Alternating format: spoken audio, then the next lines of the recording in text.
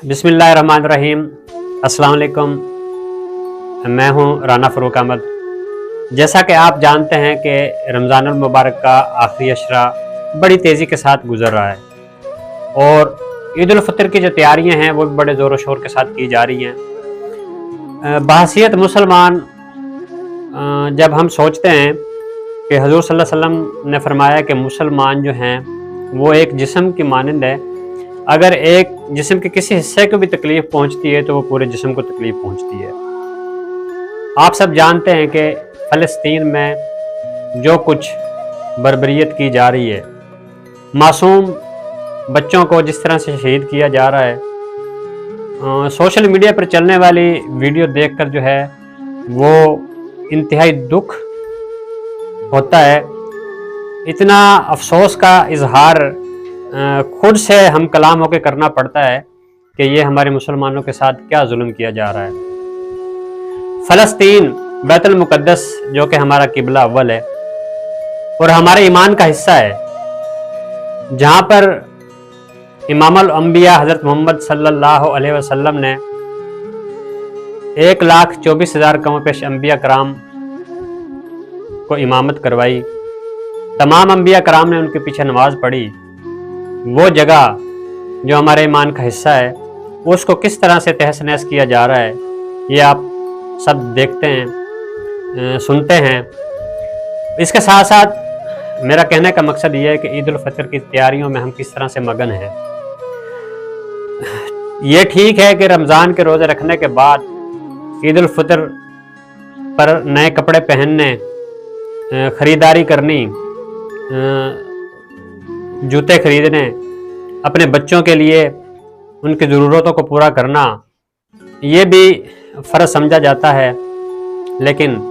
इस मौके पर मैं अपनी ज़ात के लिए ये कहूँगा, क्या हमें इस किस्म की जहाँ पर हमारे मुसलमान भाइयों का कत्ले आम किया जा रहा है, छोटे छोटे मासूम बच्चे सोशल मीडिया पर जब देखते हैं तो 1 साल से लेकर 7-8 साल तक के बच्चे और बच्चियों की लाशों को जब हम देखते हैं तो तन्हाई में बैठ बैठ कर हमारा रोने को दिल करता है और दिल हमारा जो है वो कांप उठता है ऐसी जुल्म और ऐसी बर्बरियत देखकर कि किसी के कानों पर जूं तक नहीं रेंग रही। कम से कम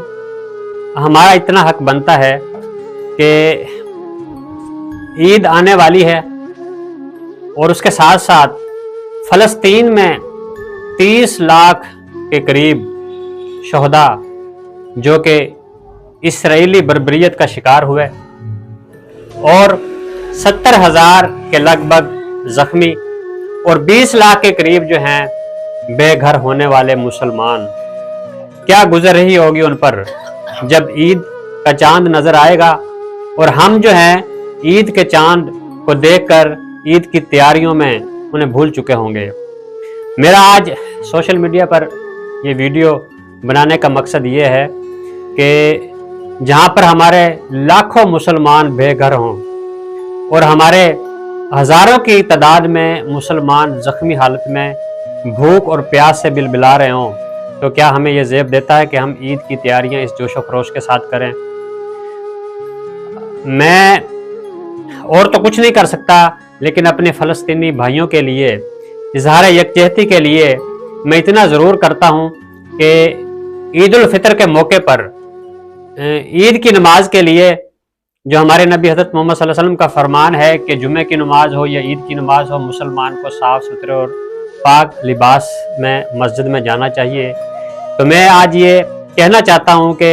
ये ईद के तैयारियों में लिए गए नए सिलवाए गए सूट,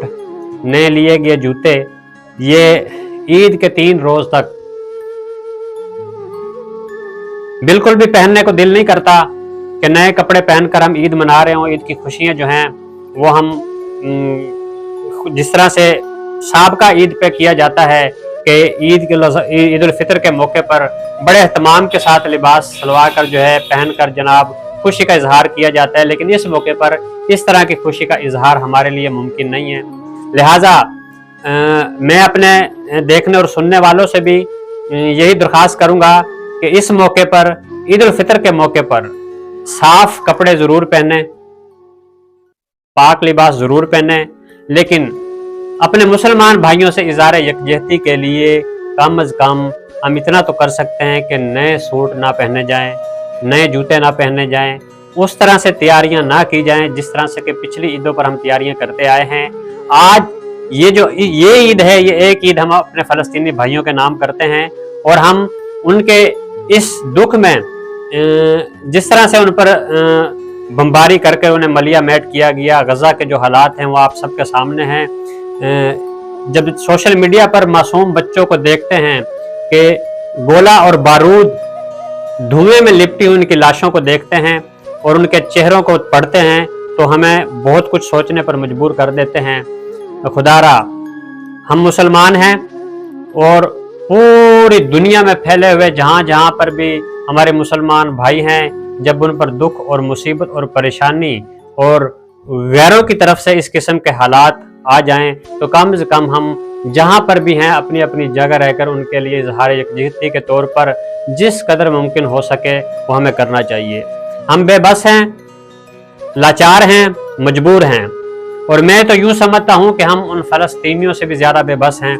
वो फ़लस्तीनी जो कि बैतुल मुक़द्दस की हिफाजत के लिए अपनी जानों के नजराने पेश कर रहे हैं।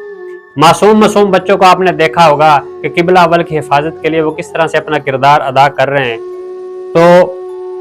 उनके मुकाबले में हम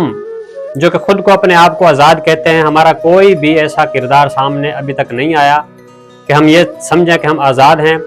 हम तो यूँ कहेंगे कि हम बेबस हैं, मजबूर हैं, लाचार हैं और उन फ़लस्तीनियों से कहीं ज़्यादा हम बेबस हैं।